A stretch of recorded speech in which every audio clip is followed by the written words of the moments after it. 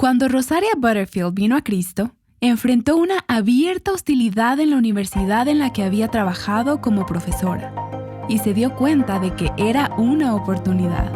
La libertad religiosa no impide que seamos ridiculizados, pero la forma en que manejemos ese ridículo comunicará en dónde está el Señor en nuestro sufrimiento y nuestra humildad y nuestra debilidad, porque esta no es una guerra cultural, esta es una guerra espiritual.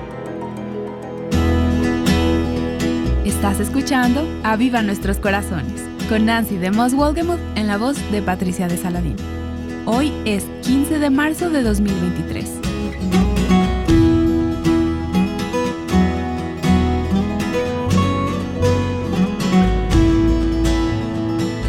Me encanta ver cómo el Evangelio lo cambia todo. Ha cambiado todo en mi vida, está cambiando todo en mi vida. Y hoy continuarás escuchando de Rosaria Butterfield, quien se ha estado riendo porque hemos estado hablando de mi reciente matrimonio con su agente, ahora mi esposo Robert Wolgemuth. Entonces, el Evangelio y Robert Wolgemuth están cambiando todo en mi vida. Sí. Pero en el centro de quiénes somos, el Evangelio lo cambia todo. Todo. El último par de días hemos estado hablando con mi nueva amiga Rosaria. Rosaria, leí tu primer libro cuando salió por primera vez, The Secret Thoughts of an Unlikely Convert, Los pensamientos secretos de una conversa improbable, que está disponible en inglés.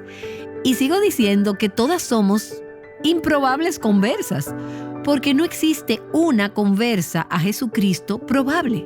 Él tiene que atraernos. Sí. Y la primera vez que leí el libro, vi el poder del Evangelio transformar tu vida. Tú no estabas buscando a Jesús. Eras una profesora titular en la Universidad de Siracusa, eras una lesbiana activista y pensabas que el curso de tu vida era bueno y que estabas contribuyendo positivamente. Sí. Así fue. Y luego Dios trajo a un pastor y a su esposa a tu vida, de todas las cosas improbables, y alrededor de su mesa te presentaron a Jesús. Sí, correcto. Y luego Él te introdujo a su palabra. Eras una erudita en inglés, una erudita de los libros y estabas trabajando en un proyecto de investigación y habías leído la Biblia 7 veces. Más de lo que muchos cristianos la han leído, debo decir. Cambiarían más vidas si más personas leyeran la Biblia. ¿No es cierto? Bueno, probablemente eso es cierto. Y desde entonces no has dejado de leerla. Pero cuando terminamos ayer, habías ido a la iglesia y en el curso de los años hay mucho más de esta historia en tu libro que espero que nuestros oyentes consigan y lean. Viniste a la fe en Cristo. Pero no hubo un momento en el tiempo en el que, voilà, todo está arreglado, todo está sanado, todo está cambiado. No, todo lo contrario. Fue todo lo contrario. De hecho, leí esta cita de tu libro ayer donde dices, la conversión me puso en un caos muy grande y complicado. En pocas palabras, perdí todo menos el perro. Todo tenía que cambiar. Sí, así fue. Dibújanos un retrato de cómo se veía eso en ese momento. Bueno, totalmente. Puedes imaginarte lo doloroso si fueras una estudiante graduada que ha venido del exterior para que yo dirija su disertación en diversidad sexual. Ahora soy una convertida a Cristo y solo dirijo disertaciones en hermenéutica cristiana. Las placas tectónicas se están moviendo. Totalmente, y las personas a mi alrededor son afectadas de forma poderosa y dolorosa. Y ni qué decir, ¿cómo crees que mi examante se sintió con esto? Es una cosa dolorosa de describir. Y no solo tu examante, tenías toda una comunidad en el mundo gay y lesbiano. Sí, una sólida comunidad. Esos eran tus amigos con los que habías hecho vida por años. Sí, por años. Y tus relaciones profesionales también. Sí, mi carrera. ¿Y qué pasó entonces con todo eso? Bueno, se puso muy difícil muy rápidamente. Thomas Chalmers tiene una hermosa forma de describirlo. Él describe cómo me sentí mejor que yo. Él habla de cómo el Evangelio solo atrapa tu vida. Y cuando el Señor Jesús te cubre con sus vestiduras de justicia, sientes el poder expulsivo de un nuevo afecto. Pero seamos claros, los afectos nuevos se convierten en aquellos que traicionan los viejos afectos. Así que me convertí en una traidora para la misma comunidad que ayudé a construir. Una traidora desde su perspectiva, claro. Pero una traidora. Una de las primeras cosas que pasó fue que estaba programada para dar una charla de bienvenida a todos los estudiantes nuevos ese año. Era una especie de clase rotativa que tenía que hacer una facultativa titulada. Pero cuando fui programada para dar esa clase, había planeado hablar sobre la teoría de la diversidad sexual. Ahora que el tiempo había llegado, iba a hablar de hermenéutica cristiana. Y por hermenéutica, para aquellos que no conocen esa gran palabra, ¿tú quieres decir qué? ¿Cómo y por qué los cristianos leen la Biblia con propósito de vida y ayuda? ¿Y por qué los estudiosos de diferentes creencias y formas se beneficiarían de saber cómo hacerlo? Le llamé el problema de Salomón en la academia. Así que en un sentido estabas haciendo una defensa de la Biblia, Sí. de la palabra autoritativa de Dios. Sí, fue mi primer intento de apologética. Y no era exactamente lo que los estudiantes habían venido a escuchar. No. Era mi carta de salida del closet, otra vez. Parece que he estado siempre viviendo mi vida saliendo de algo. Fue muy doloroso. ¿Y cómo fue? Como un gato muerto. Cayó como una bomba. Toda la transcripción en mi primer libro, Los pensamientos secretos de una conversión improbable. Así que puedes imaginarte cómo fue. Pero es fascinante. Bueno, no fue tan bien. Y después de dar la clase regresé a mi oficina y había una fila larga de estudiantes que estaban enojados conmigo y heridos. Se sentían traicionados. La facultad y los amigos se sentían que yo era una traidora, sentían que era peligrosa, una loca. Ellos se imaginaban que había perdido la cabeza. Recibí mi hoja rosada, una carta de despido, de cada grupo de estudiantes homosexuales. Estaba siendo supervisada en casi cada una de las disertaciones. Era serio. Sí, me imagino. Eso fue como el suicidio de la carrera para ti. Sí, realmente lo fue. No me despidieron porque era titular, aunque tuve que explicar por qué cambié mi programa de investigación, pero no fue sin precedentes para un titular de 10 años cambiar su programa de investigación. Pero era el absoluto suicidio de la carrera. Y renunciaste. Empezaste a preguntarte por momentos si te estabas volviendo loca. Bueno, creo que todavía me estoy haciendo esa pregunta. Tú dices en tu libro, cuando Dios me salvó, la renovación de mi mente me hacía sentir como si me estuviera volviendo loca. Todo en mi vida cambió, todo. Sí, recuerdo que sentía... ¿Conoces esos espejos en los carnavales cuando te quedas mirándolos y, parte de mi cabello está ahí, pero todo lo demás se ve distorsionado? Realmente me sentía que estaba mirando mi vida como en un espejo de carnaval. Estaba muy distorsionada. Pero tengo un cuerpo de creyentes que no eran muy sentimentales sobre la guerra en la que estaba. ¿Ves? Esto nunca fue solo Jesús y yo. Ken conocía el tipo de guerra. Y Ken, para aquellas que no estuvieron con nosotros en los últimos 2 días, fue el pastor que se te acercó y al que Dios usó a él y a su esposa. Sí, en mi conversión. Eso es correcto. Así que mi pastor sabía, mis ancianos sabían, mis colegas de la universidad que eran parte de la iglesia sabían. Y aunque lo perdí todo, gané una familia cristiana. Honestamente, quiero decirte que al principio yo no sabía qué hacer con esta gente. Pensaba que eran extraños. Todo tenía que cambiar, incluso mi lenguaje, mi boca sucia tenía que cambiar, todo en mí tenía que cambiar. ¿Te dijeron que tenía que cambiar? No. Había leído suficiente a Santiago en ese momento. Varias veces. Sí, recibí el mensaje directo con respecto a eso. Pero los hábitos, tenía esos recuerdos del pecado sexual en mi cuerpo, tenía esos hábitos verbales de un lenguaje sucio. Yo no encajaba. Tenía una familia nueva, pero no encajaba en ella. Pero una de las cosas que realmente estaba pasando era que cada vez que daba un paso adelante en fe, tan patético como pudiera ser ese pequeño paso, tan torpe como fuera, el Señor quemaba el puente sobre el que había caminado para llegar a Él. Y era como si ya no pudiera volver atrás. Fue un tiempo severo, un tiempo doloroso, pero fue un tiempo de profundo ministerio. Veía que el Señor realmente nos usa en nuestras debilidades. Una de las cosas que pasó fue que mi vecina, mi querida vecina lesbiana, que tenía cáncer grado 4, en ese momento vino a mí y me dijo, ¿sabes? No quería saber quién era tu Dios en tu felicidad, pero ahora que realmente estás sufriendo, tengo curiosidad. ¿Dónde está tu Dios ahora? Así que era una puerta abierta para el evangelio. Sí, lo fue. Mi humillación era una puerta abierta para el Evangelio. Inmediatamente me convertí en el hazmerreír del campus y en el objeto no solo de chismes, sino de trabajos y artículos y ridículo. Y ese es un buen mensaje ahora para los cristianos que se preocupan por su libertad religiosa. La libertad religiosa no impide que seamos ridiculizados, pero cómo manejemos ese ridículo comunicará dónde está el Señor en nuestro sufrimiento y nuestra humildad y nuestra debilidad, porque esta no es una guerra cultural, es una guerra espiritual. Y eso es una gran diferencia. Sí. Y te lo habían modelado en la forma en que Ken y Floyd y los otros en esa iglesia habían tratado contigo en tu viaje. Sí. Lo que era hacer eso con gracia. Sí. Ellos sabían que podían cenar con los pecadores, no pecar con los pecadores.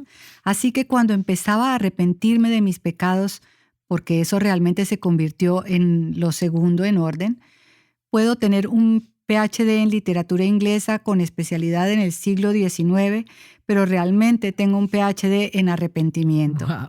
Les digo a las personas que estoy en la larga fila de las mujeres piadosas.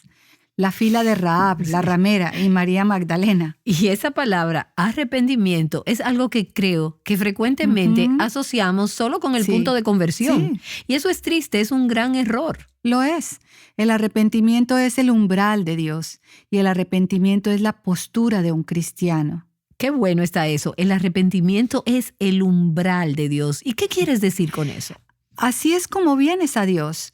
Y esto es importante porque vivimos en una era que parece decir, declara a Dios como tu Salvador y luego descansa en su gracia. Pero estaba aprendiendo que no puedes saltarte el arrepentimiento para conseguir la gracia. Así que tuve que aprender lo que significaba el arrepentimiento. Soy una persona de las palabras, de las letras, soy una lectora. Aprendí en esta prueba que hay una diferencia entre admitir el pecado y confesar el pecado. Y me gustaría que explicaras eso. Bueno, admitir el pecado significa que lo hiciste. Señor, lo hice. Tuve sexo ilícito con hombres antes de convertirme en lesbiana y luego, después de eso, con mujeres. Lo hice. Pero la confesión significa admitir la condenación de eso. Parte de la importancia de confesar tu pecado, especialmente el pecado sexual, vivimos en un mundo que parece suavizar todo y decir, bueno, todos los pecados son lo mismo. Desde algunas perspectivas, eso es cierto. Desde la perspectiva de la sangre de Cristo cubre todo pecado. Eso es absolutamente cierto. Pero desde un punto de vista bíblico, ético, hay diferencias en el pecado. Creo que sabemos eso innatamente. Sabemos innatamente que el pecado de abuso sexual es diferente del pecado de la mentira. Así es. Sabemos que el pecado de asesinato es diferente. Las cosas que atacan una ordenanza de la creación son diferentes porque matan. Tuve que entender eso, realmente hasta que confesé mi pecado sexual. Parte de mí estaba todavía en el fondo excusándolo. Lo excusaba algo así como, me siento bien con esto, a mí me parece que esto es correcto. Cuando me descubrí como lesbiana, pensé que había encontrado mi verdadero yo. ¡Hey! Soy una lesbiana declarada. Traté de tener sexo con hombres, no me gustó. ¿No me conozco a mí misma mejor que este libro antiguo? ¿No me conozco a mí misma mejor que un Dios que no puedo ver? Pero cuando confesamos nuestro pecado, nos sentimos un poco como colgando de una rama y de una forma lo estamos. Somos un poco como ese paciente con Alzheimer que en un momento de lucidez mental firma todos los derechos a la interpretación para un cuidador capaz. Estamos diciendo que el Señor tiene derecho de interpretar lo que hacemos y por qué lo hicimos. Así que la confesión realmente lo admite como un acto culpable. Y en ese momento te convertiste en una candidata para la gracia, para la sangre de Cristo. Exactamente. Y antes de eso no lo eres. Porque la sangre de Cristo no cubre errores o problemas o patrones. No. Cubre pecado. Cubre el pecado, ciertamente. Así que para mí era una especie de una moneda de dos caras. Cuando empecé a confesar mis muchos pecados, aprendí que el orgullo era la raíz de mi pecado de lesbianismo. ¿Y cómo es eso? Porque yo no quería que ningún hombre tuviera autoridad sobre mí ni sobre mi cuerpo, nunca. Y eso era un pecado, porque mi Dios es mi Padre. Pero te digo que cuando comencé a confesar el pecado de mi lesbianismo, tenía que llegar allí. Tenía que llegar al pecado de crímenes sexuales, ¿verdad? De actos sexuales transgresivos y de las muchas personas a las que les había hecho daño por eso. Al principio la pecaminosidad de mi pecado no era clara para mí. No es que al siguiente día de ser cristiana dejé de sentirme como lesbiana. La pecaminosidad de mi pecado en ese momento solo estaba desplegándose en la autoridad de la Biblia, en la unión creciente que tenía con Cristo y en la dulzura de esa santificación que me dijo que, aunque esas tentaciones todavía rugían muy profundamente, tenía la bondadosa compañía de Dios mientras caminaba a través del valle de sombra de muerte con esas tentaciones. Sí, pero había algunas capas con las que había que tratar. Sí, había algunas capas, pero se puso difícil rápidamente y lo que quiero decir con esto es que en la medida en que empecé a arrepentirme del pecado, encontré todo el pecado que no había visto antes. Fue como si estuviera viendo algo bajo el microscopio. Hay cosas que no son visibles para los ojos de la carne, que son visibles solo para los ojos de la fe. Fue abrumador. Pero fue en arrepentimiento que supe que era una hija de Dios. Por eso es que me confundo cuando la gente dice, oh, el arrepentimiento me dio un trastorno de estrés postraumático, o el arrepentimiento me dio vergüenza. Para mí fue todo lo contrario. El arrepentimiento me estaba dando alivio y esperanza, y no era vergonzoso, porque todo lo que estaba diciendo era, Dios tenía la razón desde el principio, y eso me quitó la presión de inventarme. Si yo realmente iba a vivir como una hija de Dios, no era inventando esta forma de vivir. Estaba haciendo mi mejor esfuerzo para seguir a mi Señor. Y trajiste a colación la palabra vergüenza. Sí. ¿No era eso algo que te preocupara para nada? Dijiste, siempre seré una Rahab, una mujer con un pasado. Sí, así es. Y entonces ahora vas de aquí para allá por todo el país contando esta historia una y otra vez durante los últimos 16 años. ¿En dónde entra la vergüenza en esto? ¿Es algo con lo que has tenido que luchar? Sé que muchas de nuestras oyentes lo hacen. Sí, absolutamente. Bueno, la vergüenza había sido mi mejor amiga antes de que fuera cristiana. Estaba constantemente tratando de reescribirme a mí misma y reescribir mis errores y reconstruir mi imagen y proteger mi reputación. Eso era agobiante, quiero decir. Fue agobiante. Pero lo que pasa en el arrepentimiento del pecado es que el arrepentimiento es un regalo de Dios que dice, Rosaria, tú eres mi hija en quien me complazco, y esto no es lo que tengo para ti. Puedes poner esto a los pies de la cruz y está cubierto por mi sangre. Ahora, lo que pasa en la vida entonces es que Satanás, el acusador, viene y te dice, oh sí, Rosaria, tú eres culpable de esto, eso y aquello. Pero cuando estás en posición de arrepentimiento, le dices a tu acusador, bueno, tienes razón en ese y otros cuantos puntos. Soy culpable de eso y de mucho más. Y tienes razón en que cada pecado que he cometido merece la muerte. Pero hay algo que aparentemente no sabes. Romanos del 3 al 6 soy yo. Cuando Jesús fue arrestado, yo fui arrestada con él. Cuando Jesús fue azotado, yo fui azotada con él. Cuando Jesús fue clavado en la cruz, yo estaba en la cruz con él. Cuando Jesús murió, yo morí. Y cuando Jesús resucitó y cuando cada vez me aferro a los medios de gracia, todas las veces puedo sostenerme solo en el Cristo resucitado. Amén. Y cuando estoy sostenida solo en el Cristo resucitado, Dios no ve esos pecados. Él ve a un Hijo de Dios en el que Él se complace, vestido con la vestidura de rectitud de su Hijo. Amén, aleluya. Y solamente llegamos allí a través del arrepentimiento. Y dices que el arrepentimiento, como dijiste antes, es el umbral de Dios y la respuesta a la vergüenza, la tentación y el pecado. Sí. Queremos evitar la parte del pecado, queremos cubrir la vergüenza y no sabemos qué hacer con la tentación. Sí. Pero estás diciendo que el camino, la respuesta a todo esto es el regalo del arrepentimiento. Que es un fruto de la vida cristiana. Así que si no hay arrepentimiento, no hay fruto. Como profesora de inglés durante años he enseñado a muchas personas que tienen un gran respeto por la literatura británica del siglo XIX, pero poco conocimiento sobre ella. Y lo mismo es cierto para los cristianos. Su alto aprecio por las Escrituras no los exime del peligro devastador de su posible poco conocimiento sobre ellas. Así que estamos aquí para estimularnos unas a otras, para levantar el estándar más alto que eso, porque servimos a un Dios que es digno. Déjame ir atrás un momento a los cambios que sucedieron en el proceso de fe y arrepentimiento. ¿Qué tan rápido empezaron a suceder? No fue rápido. Mi primer orden de cosas al principio, cuando me convertí, era permanecer viva. Y quiero decir, viva como cristiana. Solo me alimentaba de la palabra y de los medios de gracia. Pero cuando te arrepientes del pecado y la alarma suena y te levantas y tus pies tocan el piso, ahí estás, en el mundo que ayudaste a construir. Hay todo ese pecado y tienes que trabajar a través de él. Fue un tiempo muy ocupado. Una vez que el polvo se asentó un poco, empecé a pulir mi vida de oración. Leí a personas como E.M. Bounds sobre la oración y solo apelaba a los medios de gracia. Me veía como alguien que vivía entre las páginas de la Biblia.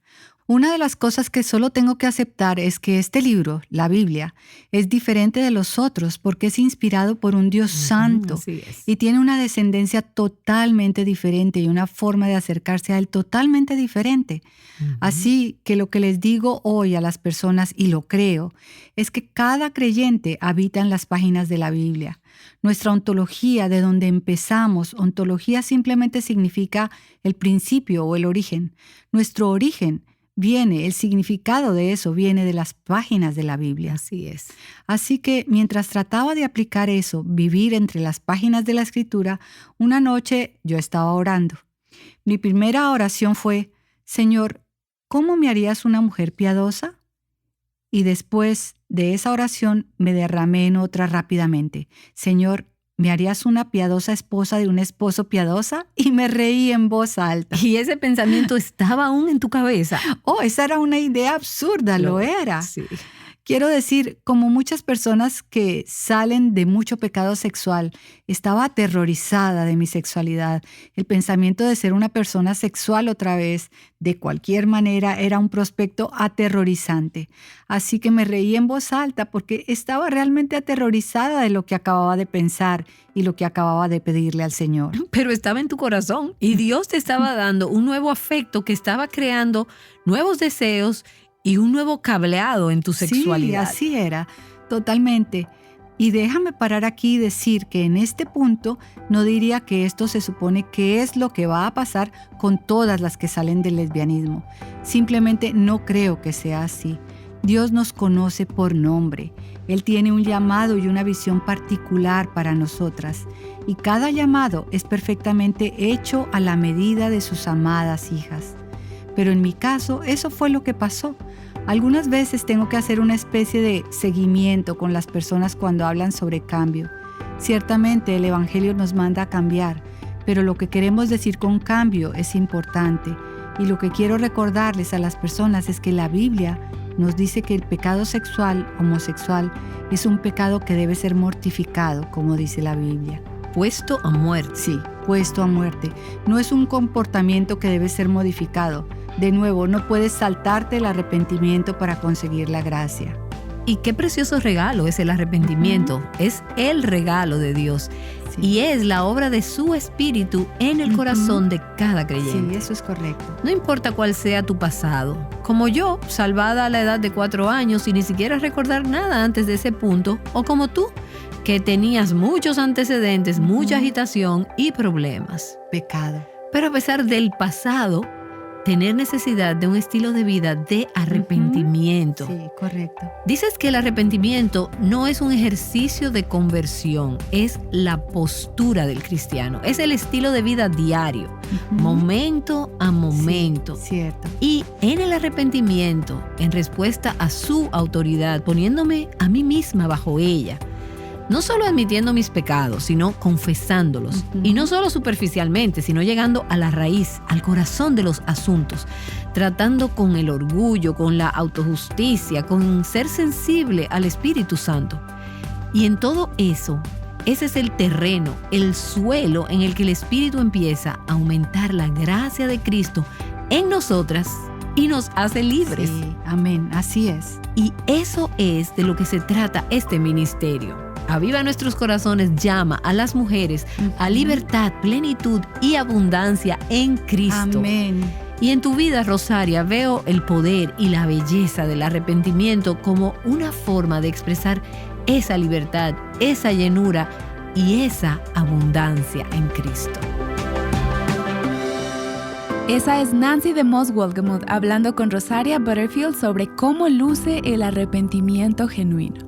Si quieres buscar más recursos sobre el tema del arrepentimiento, puedes visitarnos en nuestra página web avivanuestroscorazones.com. A través del buscador podrás encontrar material que te ayude a profundizar en este tema. Hay una fuente que borra todo mi temor y mi vergüenza, la cubre con su perfección. Allí ese viento se llena y sacia de favor. Aleluya. Cristo, tu sangre me hace más que vencedor. ¿Quién podrá separarme? Cristo, tu nombre es mi refugio y salvación, poderoso. Gracia más grande que el pecado, con un poder más fuerte, mi alma ha rescatado. ¿Cómo no he de darte mi alabanza? Mi corazón te canta, tu nombre es exaltado. Gracia más grande que el pecado, con un poder más fuerte, mi alma ha rescatado. ¿Cómo no he de darte mi alabanza? Mi corazón te canta, tu nombre es exaltado. Cristo, tu sangre me hace más que vencedor. ¿Quién podrá separarme? Cristo, tu nombre es mi refugio y salvación, poderoso. Bueno, mañana Rosaria y Nancy volverán para hablar acerca de la hospitalidad como guerra espiritual. Regresa mañana para el próximo episodio de Aviva Nuestros Corazones. Aviva Nuestros Corazones es un ministerio de alcance de Revival Hearts.